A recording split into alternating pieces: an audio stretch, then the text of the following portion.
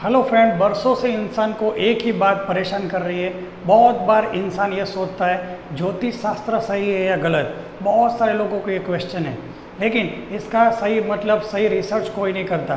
तो आज मैं आपको ये रिसर्च लेके आया हूँ कि ज्योतिष किस तरह से डेवलप हुआ, ज्योतिष सच है या गलत, ये सब कुछ रिसर्च करके मैं आज आपके सामने लेके आया हूँ, ताकि सबको आज मालूम पड़ ही जाए कि ज्योतिष शास्त्र सही है या गलत है।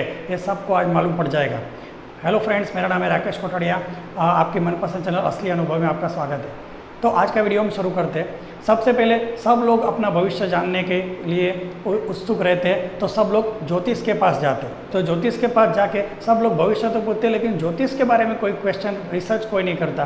तो ज्योतिष के बारे में कोई पूछता नहीं, ज्योतिष आया कहाँ से, ज्योतिष का कैलकुलेशन किसने लिखा, किस तरह से क्या हुआ, उसका डेवलप कैसा हुआ, उसका उद्भव कैसे हुआ, कोई नहीं पूछता। तो ज्योतिष भी इस कभी किसी को नहीं बताते, क्योंकि ज्योतिष को भी मालूम है कि पब्लिक को इसमें इंटरेस्ट नहीं, अपने बारे में जानने में ही लोगों को इंटरेस्ट है। तो या फिर ऐसा हो सकता है ज्योतिष खुद नहीं जानते कि ज्योतिष आया कहाँ से, सिर्फ बुक में सब पढ़ के फिर वो लोगों को बताते, या फिर उनको मालूम हो तो लोगों को जानने में इंटरेस्ट नहीं होता। तो आज मैं पूरा रिसर्च लेके आया हूँ कि ज्योतिष किस तरह से काम करता है और कहाँ से आया। तो ज्योतिष को जानने के लिए सबसे पहले हमें जानना होगा वेदों को।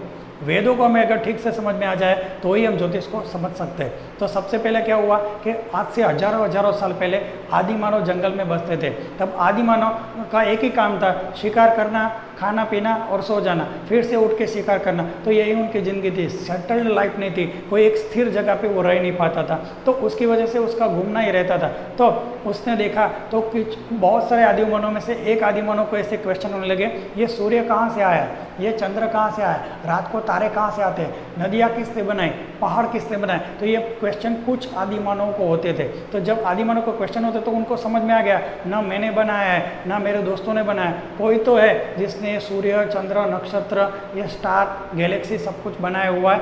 नदियाँ, पहाड़ भी किसी ने बनाया, तो उसको ढूंढना चाहिए जिसने बनाया हुआ है।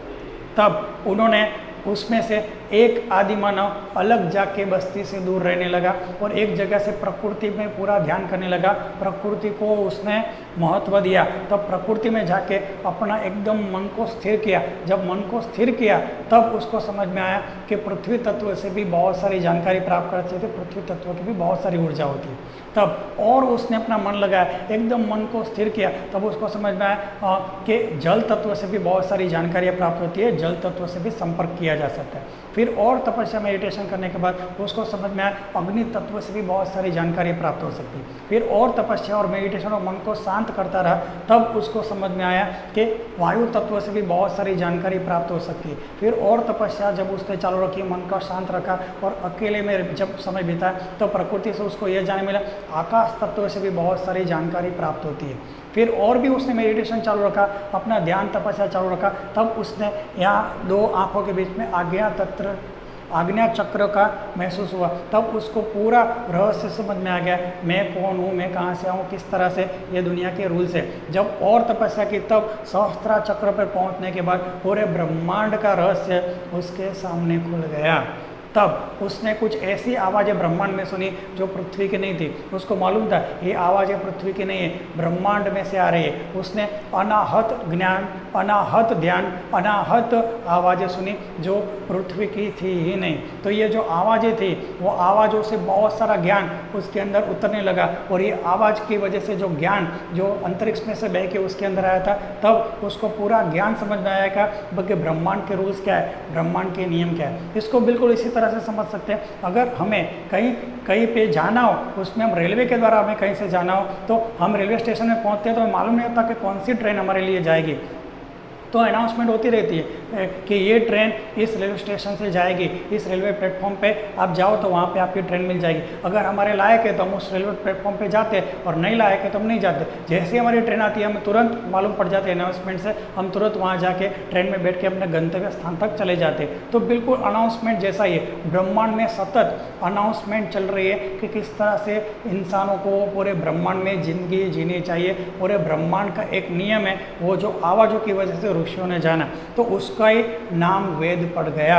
वेद मतलब ब्रह्मांड की आवाज़ें जो सीधा ऋषियों ने अपने अंदर स्थापित की, प्राप्त की सहस्त्र चक्र के द्वारा। तो ऐसा नहीं है वेद कोई बुक है, वेद अपौरुषेय है, वेद कोई वस्तु नहीं है। वेद ब्रह्मांड में होने वाली एक अनाउंसमेंट की तरह से जो ज्ञान है वो पूरे ब्रह्मांड में एक समान तरीके से फैल रहा है। उसको हम भी जान सकते हैं अगर हम तपस्या करें, अगर हम ध्यान करें, अगर हम भक्ति करें, तो एक लेवल आता है जिसमें हम डायरेक्ट परमात्मा की आवाज़ सुन सकते हैं और उसके हिसाब से ज़िंदगी जिए तो हमारा जीवन कल्याणकारी और दूसरों के लिए और खुद के लिए भी कल्याणकारी हो सकता है। तो ये रहस्य था। जब आदि मानव के किसी एक इंसान ने जब ये रहस्य जाना तो उसको ही मुनि, तपस्वी और ऋषि कहा गया। जब उस ऋषि ने पब्लिक के बीच में, मतलब आदि मानव के बीच में जब ये ज्ञान बताया, तब आदि मानव वो ज्ञान ग्रहण करने के लायक ही नहीं थे, क्योंकि उनको खाना पीना और फिर घूमना और सोना ही उनका मेन लक्ष्य था। तब जब ये ज्ञान बताया तो कुछ समझ ही नहीं पाया, वो सब लोग समझ ही नहीं पाए। तब उन्होंने एक वेद बनाया।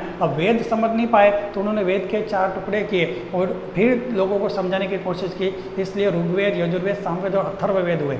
जब 4 वेदों से समझाने की कोशिश की तो भी लोग नहीं समझ पाए, तो फिर उसकी वजह से 108 उपनिषद करने पड़े। तो वेदों के 4 टुकड़े हुए, उसके बाद 108 प्रकार के विभाजन हुए, उसको उपनिषद कहते हैं। उपनिषद से एक एक इंसान को एक एक तरीके से ऋषियों ने समझा। तो 108 उपनिषद के बाद फिर भी लोगों को इतना गहन ज्ञान था, क्योंकि पृथ्वी का नहीं था, पूरे ब्रह्मांड का ज्ञान वेदों में से प्राप्त किया था। तब नहीं समझ पाए तो उसके अंदर से हजारों शास्त्र बन गए, जैसे प्रजनन शास्त्र, काम शास्त्र, खगोल शास्त्र, गणित शास्त्र, हस्तरेखा शास्त्र, कुंडलिनी शास्त्र, इस तरह से बहुत सारे शास्त्र उसमें से उत्पन्न हुए, हजारों की संख्या में। तो आज अब दुनिया में जितने भी बुक्स देखते हो, दुनिया में जितना भी ज्ञान देखते हो, असल में वो सब शास्त्र है। और सारे शास्त्र उपनिषद में से आए, सारे उपनिषद सारे वेदों में से आए, और वेद सारे एक ही थे। और वेद ब्रह्मांड में अनंत तरीके से होने वाली क्या कहते हैं, आकाशीय आवाज़ है, उसको अवकाशवाणी भी कहते हैं, आकाशवाणी भी कहते हैं। हमारे पुराण में बहुत बार इसका उल्लेख आता है, आकाशवाणी हुई और ये काम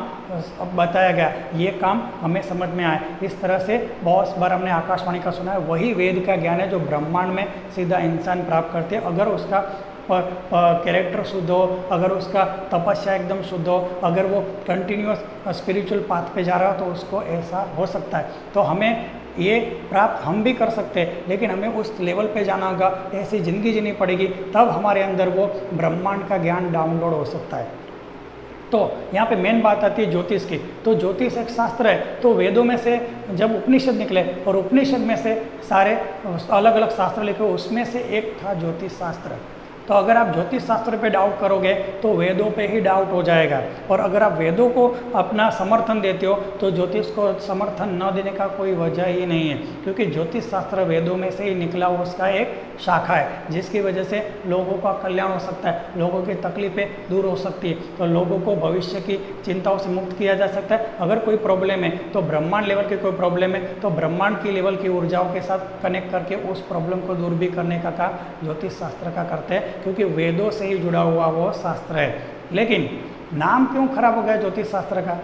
इस तरह से ज्योतिष शास्त्र गणित शास्त्र के जैसा है। अगर मैं 2 + 2 5 बोलूँ तो आप लोग मुझ पे हंसोगे, 2.2 + 2 मतलब 5 नहीं होता, 4 होता है। क्यों? क्योंकि मैं गलत हूँ। गणित तो गलत नहीं हुआ, तो गणित करने वाला इंसान गलत हो सकता है, गणित गलत नहीं हो सकता। तो ज्योतिष शास्त्र इतना गहन और डीप शास्त्र है कि उसको डीप से कोई जानता ही नहीं। अगर जानता नहीं तो आधे अधूरा जानकारी प्राप्त की, तो आधा अधूरा फल कथन बताया, आधा अधूरा भविष्य बताया, जो गलत हुआ। तो इंसान को गलत कहना चाहिए, ज्योतिष शास्त्र को नहीं। जिस तरह से गणित अगर गलत करते तो हम गलत है, गणित खुद गलत नहीं है। तो क्या हुआ कि लोग समझ नहीं पाते कि ज्योतिष एक मैथमेटिकल जिस तरह से डीप ज्ञान है। यहाँ पे हजारों में से लाखों में से कोई एक इंसान ऐसा है जो ज्योतिष शास्त्रों को पूर्णतः जानता है।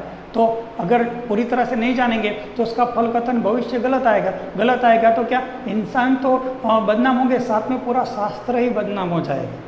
तो अभी ये हमें समझ में आया कि ज्योतिष शास्त्र एक वेद से जुड़ा हुआ शास्त्र है। अगर ज्योतिष को डाउट है तो आप वेद पे भी डाउट उठाते हो, और अगर वेद को ठीक मानते हो, एक समर्थन देते हो, तो ज्योतिष को समर्थन देना ही चाहिए। ठीक है, क्योंकि दोनों से आपस में जुड़े हुए हैं। पर ज्योतिष किस तरह से जाना जाता है, तो ज्योतिष में हमारे आर्यभट्ट ने, ब्रह्मगुप्त नाम के ऋषि ने और वराहमिहिर ने एक स्क्वायर बना के ब्रह्मांड के सारे ग्रहों की इफेक्ट बताने की कोशिश की थी। सूर्य की भी हमारे ऊपर इफेक्ट है ना, सूर्य को ग्रेविटी की वजह से तो पृथ्वी उसके आसपास घूम रही, मतलब सूर्य का पृथ्वी पे इफेक्ट है। और जैसे चंद्र और सूर्य ज्वार भाटा आता है, ज़्यादा पानी ऊपर आ जाता है, फिर पानी कम हो जाता है, तो ज्वार भाटा टाइड एंड एब होने का कारण चंद्र है, तो पूरा समुद्र ऊपर नीचे हो रहा है, तो क्या इंसान के जीवन में क्या कुछ भी इफेक्ट नहीं आएगा? तो इसकी वजह से सारे ग्रह नक्षत्रों की ग्रेविटी का कैलकुलेशन बता के ये ज्योतिष शास्त्र हजारों साल पहले हमारे ऋषियों ने दिया था। तो इसका ठीक ज्ञान होना चाहिए, एकदम ठीक प्रॉपर नॉलेज होना चाहिए, तब उसका भविष्यवाणी कर सकते हैं। अगर थोड़ी भी मिस्टेक हुई तो भविष्य गलत निकल सकता है और इंसान तो बदनाम होंगे, ज्योतिष और उसके साथ शास्त्र भी बदनाम हो जाता है। तो यही मेन कारण था। ये पूरा रिसर्च लेके मैं इसलिए आया था क्योंकि लोगों को ठीक से मालूम पड़े कि ज्योतिष गलत नहीं है, ज्योतिष ही गलत हो सकता है लेकिन ज्योतिष शास्त्र गलत नहीं हो सकता। तो अगर आपको ये वीडियो अच्छा लगा है तो ज़्यादा से ज़्यादा लोगों को शेयर कीजिए और सब्सक्राइब कर दीजिए ताकि ऐसे वीडियो मैं आपके लिए लाता रहता हूँ। सुनने के लिए थैंक यू। जय गुरुदेव।